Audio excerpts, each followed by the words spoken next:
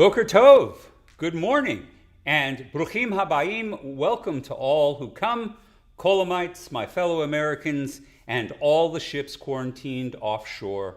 We are here to begin with the first session, our test session, of the new Kolami live stream projection called DIY Judaism, Do-It-Yourself Judaism. If we're all going to be stranded with our own families and ourselves, we should embrace the idea that we are in charge of our Judaism. This is actually nothing new. The idea of the rabbis, often unstated but implicit in everything they did, was the idea that their goal was that we should all be rabbis. We should all be knowledgeable enough and invested enough in Jewish tradition that we would not need any sort of specialists or experts to help us do it. So, I thought that at this time, this is a good time for us to learn things that we can do on our own. And I thought I would begin with the custom of nitilat yadayim, that is, the ritual washing of hands. It seems apropos, given what's been happening in our culture, the requirement that we hygienically wash our hands. It is something quite different, actually, but it seems to be appropriate. It's doubly appropriate because we are approaching the holiday of Pesach, or Passover. Hopefully, all of you will have the opportunity to do a Seder in your home. And when you do, one of the built-in elements is the instructions to wash one's hands ritually. It's, for many modern Jews, it would make us ritually impure. Having contact with a dead corpse, having discharges coming out of our body, things like this. And there were certain things we had to do to correct for those taboos, to eliminate those taboos from the community, primarily immersion or tevilah, ablution, in order to change us from the impure state to the pure state. For the priesthood, however, they had a slightly different set of issues. And in fact, the majority of discussion about purity and impurity in the Hebrew Bible is focused on the temple. That's where most of these issues came up, because that's the space that stood to be considered to be holy ground, holy space. So, most of the rules that you see in the Torah are actually directed at the priests. And what would happen was that when you came into the sacred precinct, maybe the priests used to totally immerse themselves first. That probably wasn't happening initially. Because remember that before the central sanctuary was built in Jerusalem, people sacrificed locally. So it was very hard to have an entire ritual pool, a lake or a river that you could jump into readily right by every sacred spot. So whoever did these sacrifices, whether they were priests, Levites, or somebody, a man of God of some sort in the location, what they would do was they would use water to wash their hands and wash their feet.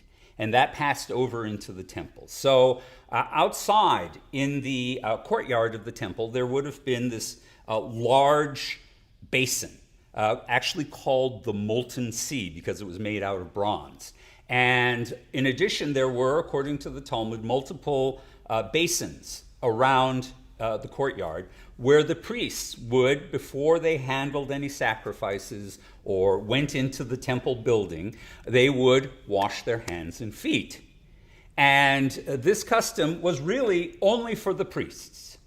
Now, what happened was, by the time we get to the Talmud, post-biblically, we already see that now all Jews are being called upon to wash their hands. How did that happen? How do we go from a specifically priestly practice to a general population practice? Well, there seems to be an evolution going on, and that evolution we see first in the letter to Aristia, which is an account of how the Hebrew Bible was first translated into Greek. And as one of the parts of the report of this process, the 72 scribes whose job it was to translate the Bible are reported to have washed their hands every day before they began their translation and scribal process. Now, realize that it may have been that all 72 of those scribes were in fact priests, but they're not working in the temple. So already by the 2nd century BCE, there is this idea that when you are handling sacred scripture, you may need to wash your hands and purify them. Then we leap forward a century into the 1st century, and we see in a non-Jewish source, that is the Gospels, that Jesus gets into an argument with a group of Pharisees because his followers are not always washing their hands ritually prior to eating bread. And this is really the first moment we see this idea that every Jew is obligated to wash their hands. By the time we get to the Talmud, it is already well established that this is the practice that we should be doing. No one's completely clear on why we should do it. What is the basis for that? And a number of different arguments are made, as always is the case in Judaism. There is no definitive answer to this. There's even one rabbi who puts forward the argument that, in fact, it's for hygiene, that by washing our hands, we keep our hands clean for the handling of food. Most of the time, however, that is not the understanding. And in fact, the current practice is that a Jew should wash their hands hygienically before they do the ritual washing. So the two are not necessarily bound together. So what is it? What's happened here? There's a number of different possibilities, but I think I agree with Rabbi Alfred Kolach and with the biblical and Talmudic scholar Jacob Neusner that what happened was that part of the agenda of the Pharisees was to democratize the temple. They took seriously, even literally, the biblical instruction that you shall be a nation of priests, a holy people. So if we're all a nation of priests, we should all behave like priests.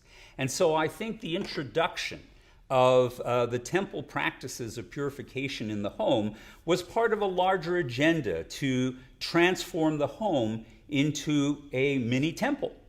And each of the participants, all the family members, were now going to represent the priestly vocation of Israel. So it's a kind of extra step of holiness, and as often was the case with these things, it becomes enshrined and becomes a regular practice. Now, by the time we get into the Middle Ages, we have firmly determined what this is going to look like. So what is involved? It is involved in using some kind of little container. In this case, I'm using the green family camp container because it's full of holiness, full of Kedusha, just because it comes from green family camp, and it also has a lot of Kedusha because I drink a lot of coffee out of it. But in any case, any sort of container like that will work. Now remember that until the 19th century, no one had faucets, right? So the idea of just sticking your hands directly into a stream of water was not on anybody's agenda. So everybody would take whatever reservoir of water they had in their home, they would scoop out the water, and according to the medievalists like Maimonides, what you did was you took it in your non-dominant hand. Now I'm left-handed, but I'm going to do this right-handed just to help orient you. So you would take it and you would hold it up, and what you would do is you would hold your hand sort of sideways, because that's the easiest way to make sure the water streams over everything. You want it to cover everything up to your wrist, and then you would pour it over twice, and then you would switch hands, and you would do it on your non-dominant hand, and then you would cite the bracha, or the blessing, and that's it. That's it. Now, of course, we couldn't leave it at that. So throughout the Middle Ages, we see new additional practices coming into play. So, for example, it turns out that some pious people started to do this ritual every morning when they woke up, on the assumption that there was always some kind of innate impurity associated with sleeping, whether it's what you dream or where your hands go, I don't know, but this was the rationale. We also discovered that some started to practice the idea of washing their hands after the meal. In addition to that, we see that it is incorporated into the fundamental elements of Passover, which is where we most encounter it now.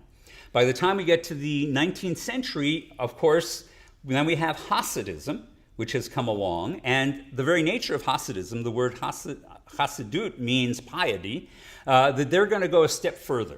And so you'll see many modern Jews will actually, in following the Hasidic tradition, will pour water 3 times, not 2, 3 times, because that's just better, and do it the same way. And then they'll even have a little more rules about how you handle the object. There was the invention of a specialized cup with 2 handles, so you could switch it without touching the handle that was earlier used, and you wouldn't cross-contaminate, as it were, spiritually, not physically.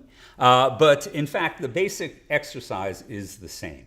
So let me explain how this is done. I've given you a basic illustration. I'm now going to show it to you. And now you will know how to wash your hands without the guidance of any other rabbi or any expert. All right? So you hold up your cup, preferably with Green Family Camp on it or some other appropriate Jewish message. You could have a blessing on it or something like that. Many of the silver ones you get do, in fact, have Jewish iconography on them. All right? You hold out your hand, you separate your fingers, and you pour twice, and you want to basically get over from the wrist through all the fingers. Once, twice, like that. And then you switch hands to the non-dominant hand. Again, I'm left-handed, but I'm doing this for you. And you do exactly the same thing. Done. All right, now, of course, what we do in every ordinary thing we do is we attempt to bring God into the moment, and we do that by means of a bracha. What you're supposed to do is hold your hands up like this and recite the blessing for the washing of hands. This is asher b'mitzvotav blessing, one that says we are commanded to do this, not commanded in the Bible, but commanded by Jewish tradition. And it goes, of course, like Baruch atah Adonai Eloheinu melech haolam asher kidshanu b'mitzvotav v'tzivanu al nitilat yadayim.